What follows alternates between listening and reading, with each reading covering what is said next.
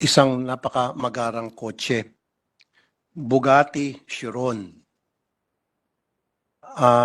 Kulay blue ata yun. Yeah. At may backup siya. Yung backup niya, G63 Mercedes Brabus. Bilib ako. And then pag-search ko, sabi ko, Bugatti Chiron to, nag-check ako. Aba, may nagpapapulit. Another Bugatti Chiron na naman. Yung isa sa may Pasay, from the airport going north. Yung isa, kung hindi ko nagkakamali, sa may bandang Ortigas, tumatakbo siya. So, chinek ko po yung presyo ng Bugatti Chiron. That's $3 million ang tag price. So, kapag yan po ay nagbayad ng tamang buwis, $6 million ang tax. Ang tanong, nagbayad ba ng tax itong dalawang Bugatti Chiron na nakita sa kalye na nasa Facebook ngayon? At kung nagbayad ng tax ito, nagbayad ng entry, pwedeng makita yung entry noon? There is no record of either vehicle, Your Honor. There's no record. Paano kayo nakapasok ng Pilipinas yun? Lumipad? Punta rito? Kasi nandun po yung sa Facebook. Papakita ko sa inyong link, Bugatti Chiron. Anong sagot doon? Ang backup pa nitong isa, G63 Mercedes Brabus. So, pwede ba makita also yung entry, yung binayaran po nitong dalawa? Kasi magkasabay, parang wala pang plaka. So, kung yan ay wala kayong record ng entry niyan, then dapat magkaroon kayo ng full-blown investigation paano ito nakalusot. There is no record in the BOC during the time of the present commissioner and the present team, but it may have been registered previous. Maybe they can take a look at the record. Brand new po ito, Your Honor, Madam President. Kasi po, wala pang plaka. Mag-coordinate sila sa LTO, Your Honor, anong model ng kotse at kailan pinasok. They can No, do pero that. ang ibig sabihin, Your Honor, Madam President, I need an entry from the Bureau of Customs na ang dalawang Bugatti Chiron, whether this year, last year, the previous years, o kahit pa nung panahon, pa nung mga dinosaur, kung meron ba tayong record na dalawang Bugatti Chiron dumaan sa pier ng Bureau of Customs at nagbayad ng buwis. Kasi this is a super luxury vehicles. Mas mahal pa ito kaysa sa Ferrari at Lamborghini combined. 2019 onwards. $3 million ang isa Tinignan nito. nila yung 2019 onwards, 2019, 2020, 2021, 2022, 2023. Wala pa ho. Walang record. Wala talaga. So Wala pa. therefore, ibig sabihin, ito po ay nakalusot. It's either misdeclaration or swing. Alin kaya doon? So there is a failure of intelligence dito. Declaration or what? A clear failure of intelligence. Magkano ho bang intel funds ng Bureau of Customs? Swing. Swing. Swing? Ano yung sabihin ng swing? What do you mean by swing, Your Honor? Swing, ibig sabihin, Yeah. parang multo ito. Parang nangyari sa Bugatti, Chiron. Pumasok, yung misdeclaration, at least, dumaan pa sa Bureau of Customs. Swing yung walang record. Walang record po, ibig sabihin. Walang record ito. Pure smuggling ang tawag nito. Yung misdeclaration, pumasok ito, nagbayad ng buwis, kaya lang, konti lang yung buwis na binayad because na misdeclare nga. And then pagdating sa labas, nahabol, nakita sa mga papeles, through intelligence siguro, na oy, yung lumabas na ganitong kargamento with this kind of documents, ng ganitong araw, misdeclared items yun, habulin natin sa warehouse. Yun yung misdeclaration. Meron kayo record. Court schedule. Wala ho talaga. So baka ito na yung sinasabi yung swing ho. So therefore, magkaroon dapat tayo ng full-blown investigation tungkol dito. You Now- could file, yes. Na, bibigyan ko kayo ask ng them to tip investigate. dyan sa Bureau of Customs.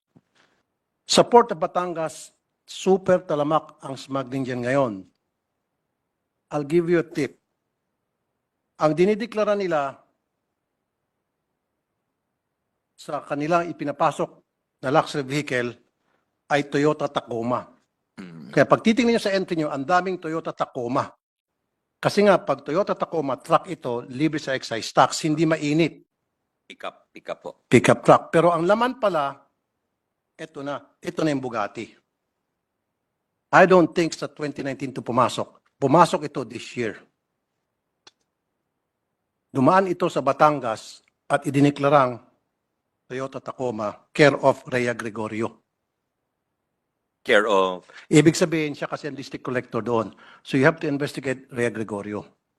Kasi lahat po ng mga dito ba? luxury vehicles ngayon, ang pasok ay Batangas. Kapag makikialam yung CIIS, makikialam yung IG, Inichapuera, wala makikialam, lahat kayo diretso kay Rhea Gregorio. Tingnan niyo po sa inyong mga entries. Ang daming pumapasok na declared as Toyota Tacoma or pick-up truck. Kasi nga po, sa pick-up truck, hindi ito mainit sa mata at libre po sa excise tax. Noong 17 Congress, pinatanggal ata yung excise tax para sa mga truck kasi nga raw po, utility vehicle to ginagamit daw sa panghanap buhay, which hindi naman ako mag-oppose.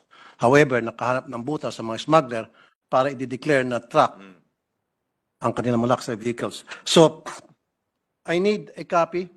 I mean, paki-research lang po What documents would you like, Your Honor? All the, na pumasok all na nag-file ng vehicle- entry itong Bugatti Chiron. Ito lang po muna ng dalawa. so yung mga Toyota Tacoma nakalagay. Yung Toyota Tacoma, tingnan niyo po lahat ng pumasok. Ilan Toyota Tacoma They ang will pumasok. check, Your Honor. They will check and get back to you, Your Honor. Now, kung hindi po ito dumaan sa Bureau of Customs, pag nakita niyo po itong Bugatti Chiron, siguro pwede niyo pong parahin.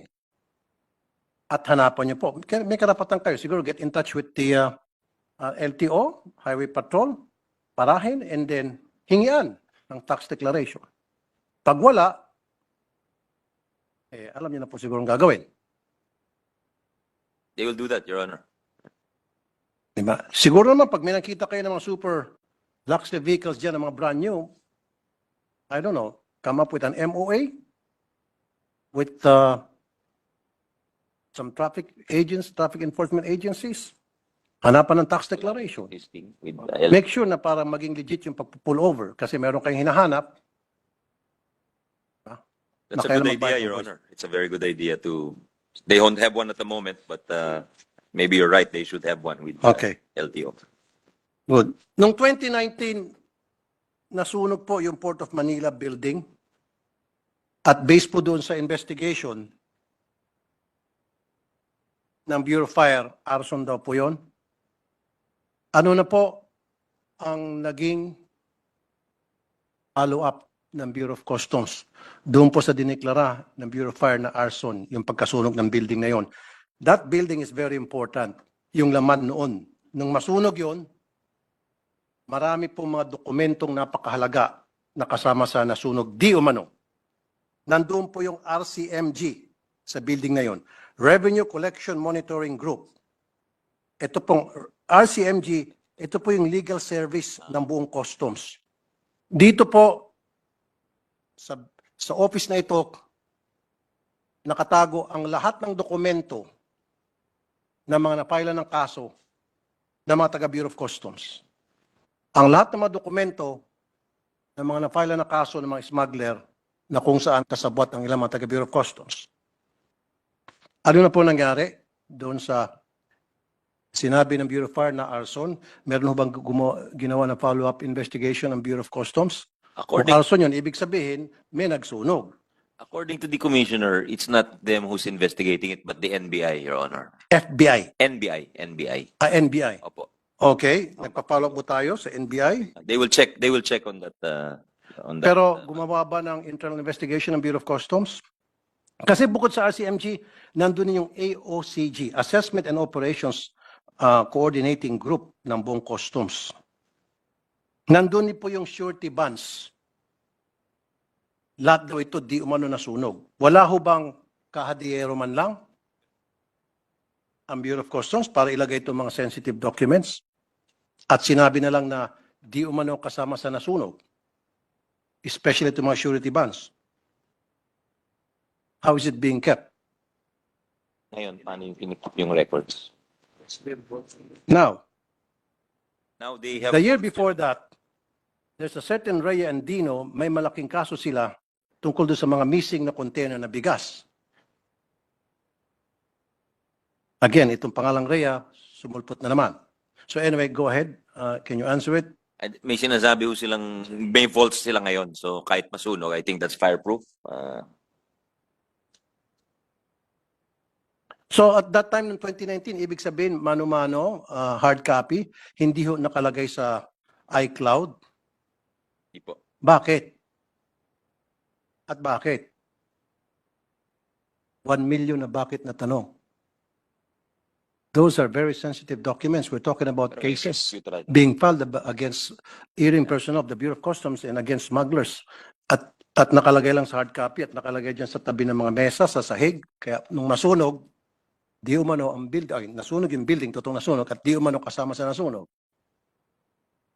Opo. Ngayon computerized na ho sila, pero at the time they were not, Your Honor. So ngayon computerized na.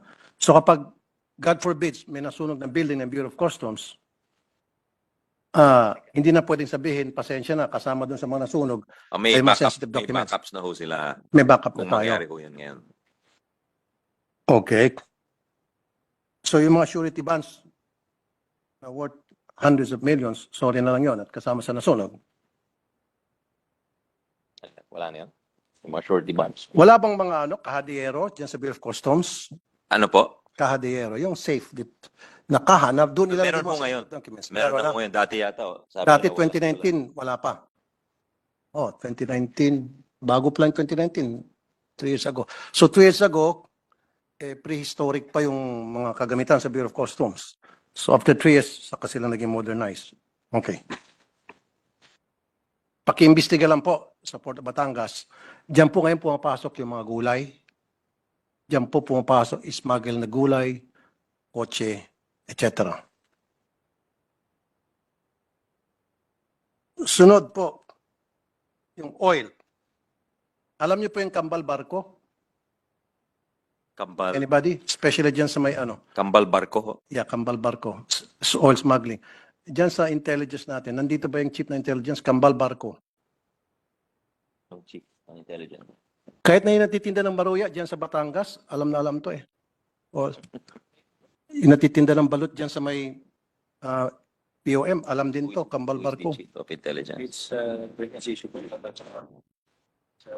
Maging yung barangay tanod ata, na He's here, Your pag-alaga. Honor. The chief of the intelligence is here. Is Sige, Mr. Inciso. itetest natin yung chief ng Intel. Yeah. Kanina pinulip kayo, chief ng Intel, ano ang ibig sabihin ng kambal barko? At ano ang ibig sabihin ng paihi? Pakipaliwanag lang po. And we're talking about oil smuggling here. Yan nating puwan, Arlene, para mabusin. Ay, kambal barko. Gusto mo change of rules, Your Honor? Would Madam you like to President? move for a suspension Para mas of the rules, maganda? Your Honor? Sabihin ko, If with the permission, it has to be unanimous. Okay. So, With the with permission has of, to be with the permission of our colleagues, Your Honor. But you can make the motion. Your Honor. can I call for a 1 minute suspension? Okay, sasabihin ko lang. thank you. Sino magmumove? Kasi kawawa naman, nahirapan siya. Magot eh. Tapos ano sasabihin?